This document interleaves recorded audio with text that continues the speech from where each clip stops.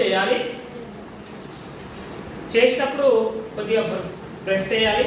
మరి అదేవిధంగా second half fold కూడా చేయాలి. ఈ విధంగా చేయాలి. ఈ విధంగా చేసిన తర్వాత నెక్స్ట్ ఈ 3 ఫోల్డ్స్ ఒకవైపు ఈ విధంగా మనము ఫోల్డ్ చేయాలి. మళ్ళీ ఈ 4th ఫోల్డ్ కూడా ఈ విధంగా చేయాలి. చేసిన తర్వాత నెక్స్ట్ ఇక్కడ ఉన్నటువంటి దీన్ని ఈ విధంగా హాఫ్ ఫోల్డ్ ను మళ్ళీ ఈ విధంగా ఫోల్డ్ చేయాలి. ఫోల్డ్ చేసిన తర్వాత మళ్ళీ ఈ విధంగా ఫోల్డ్ చేసినటువంటి భాగాలన్నింటినీ ఈ విధంగా ఓపెన్